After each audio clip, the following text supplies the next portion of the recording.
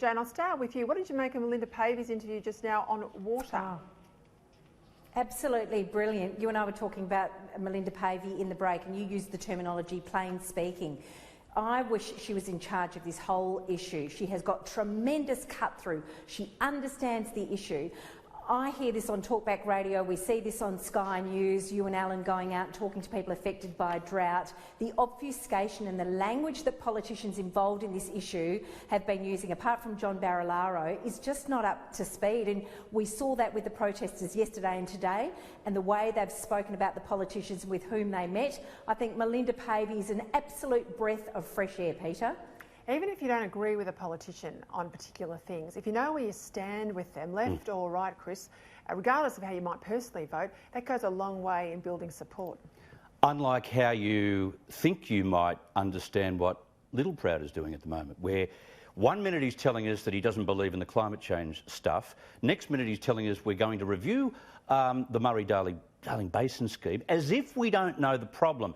Downstream, South Australia gets too much for environmental flows during a drought and the farmers get nothing. It's quite simple. It's not hard. Yes, you're right, Melinda Pavey is a breath of fresh air. Can I just say the reason why that statement was made by that farmer about Barnaby Joyce and about, you know, McCormick not having the spine that Barnaby had, Peter Ottaway is on my Twitter feed, right?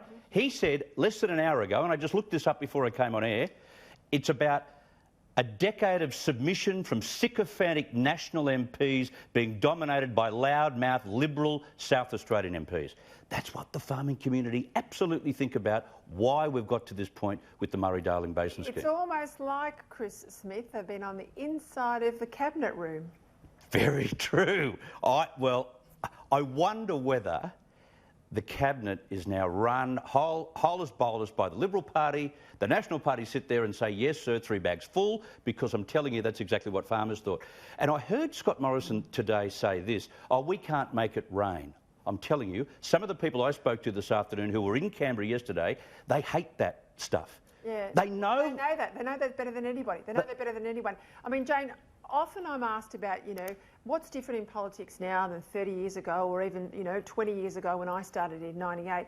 And I have to say, it's the gene pool, the intellectual gene pool of some of the people that enter politics, on both sides, I might say, but also people coming with a formed view, an intellectually formed view of where they sit on the big questions that face federal politicians, or in the case might be state politicians.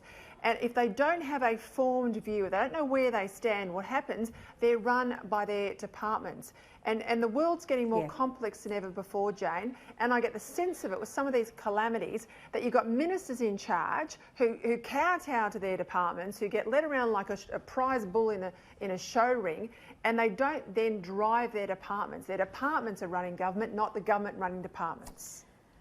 Yeah, look, I think that's exactly what we're seeing. And I remember Steve Price talking to Michael McCormack about fodder and water and freight, and he talked about fodder and water being the remit of state governments. Who uses that sort of language? It's bureaucratic language, and this is where Melinda Pavey is different. She uses everyday language and she's got great cut-through. I think David Littleproud and the Nats have got enormous problems in the bush. They look completely out of touch. My view, and it's only my view, is that they're listening to the National Farmers Federation, and you can sort of look at big corporate farms and big corporate Australia versus the small farmers. Peter, I'll never forget a guy from Victoria who was on the phone to us on 2GB and 3AW saying that the river was running a banker past their property, and yet they are in drought. I mean, it is nonsensical what has been happening, but you're right. I feel that they have either preconceived ideas or they have no idea, and that the tail is wagging the dog. We need good representatives, and I think the Nats are in trouble at the next election in the bush. I really do, as a result of this issue alone. Chris Smith, I know you've campaigned on radio and here on the issue of veteran suicide. You care about it very deeply. Calls by the Labor opposition to have a Royal Commission. The RSL say no, that will just stall us getting to grips with the problem and getting the work done now. We know what we need to do to fix it. The other argument is, well, if you did know what to do to fix it, why isn't it fixed? Yeah. Where do you stand? Should we have a Royal Commission? Can we not have something that doesn't take us another 18 months to churn out? We don't have the time. I think the RSL is right.